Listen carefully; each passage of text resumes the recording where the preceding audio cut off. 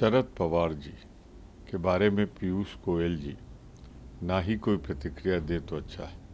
वो इस देश के वरिष्ठतम राजनेता है। इस देश के मेरे ख्याल से वो एक ऐसे नेता हैं जिनको पास रक्षा मंत्रालय सहित तमाम विभाग हैं और उन्हें मालूम है देश के हित क्या हैं। उन्हें सिखाने की कोशिश न करें। गोयल साहब, मुझे सिर्फ इतना कहना है, कांग्रेस पार्टी आतंकवाद के खिलाफ है, आतंकवाद के खिलाफ थी और इजराइल जिस तरीके से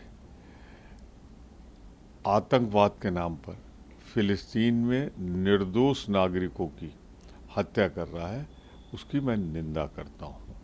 जिस तरह अस्पताल में धमाका हुआ वो दुखी करने वाला है, मैं उसकी निंदा करता हूँ। जिस तरीके से इजराइल की धरती पर जो आतंकवादी गतिविधि है वो नहीं होनी चाहिए। निर्दोष व्यक्तियों की हत्या कहीं नहीं होनी चाहिए।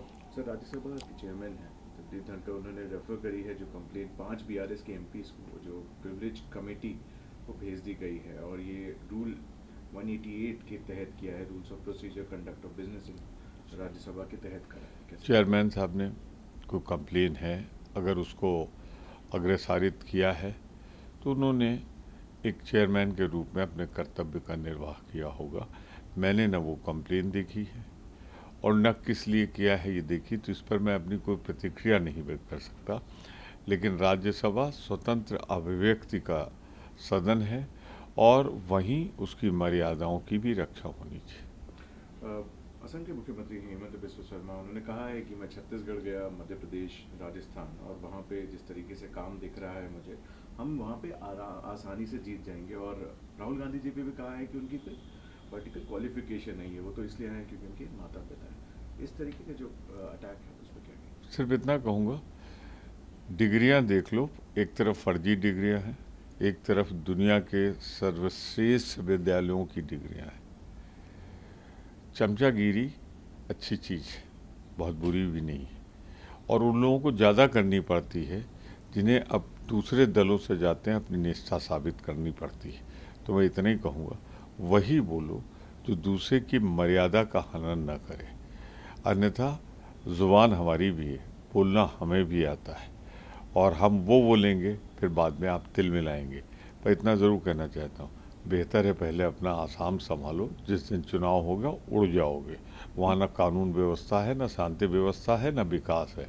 छत्तीसगढ़, मध्य प्रदेश, राजस्थान, तेलंगाना, मिजोरम, 5 जगह कांग्रेस आएगी और ये इलेक्शन सीरीज भाजपा 5-0 से हारेगी, 5-0 से हारेगी। और तेलंगाना में तो नंबर 2 भी नहीं होगी, मेघालय में 1 सीट है, अब की वो भी नहीं होगी।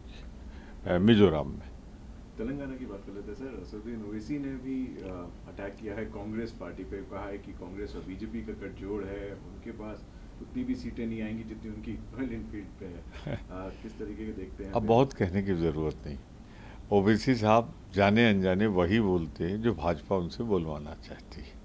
लोग तो कहते हैं कि लिखा जाता है, नागपुर में पढ़ा जाता है ओवैसी साहब के द्वारा। मैं तो इतने कहूँगा, जाने अनजाने दोनों के बोलने से, दोनों को एक दूसरे के फ़ायदा पहुंचाने से इनका फ़र्ज वैसे ही है, किरदार ऐसे ही है जैसे 2 जुड़वा भाइयों का होता है, भाजपा और ओवैसी साहब। आखिरी प्रश्न कराते हैं सर, उत्तर प्रदेश की बात कर लेते हैं, जहाँ समाजवादी पार्टी के लीडर आजम खान, उनके बेटे और उनकी पत्नी को 7 साल की जेल term fake birth certificate case में सुनाई गई। मैं एक चीज़ सिर्फ कहना चाहता हूँ, फेक सर्टिफिकेट जिसने दिया हो उसको तो अलग रख लें, ये माँ बाप के को सज़ा किस बात की।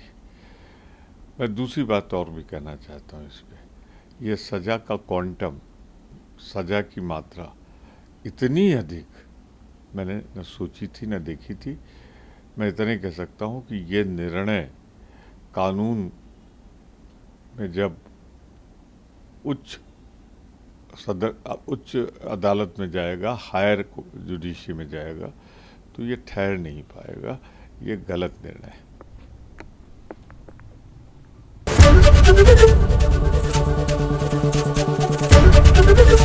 एबीपी गंगा, खबर आपकी, जुबान आपकी।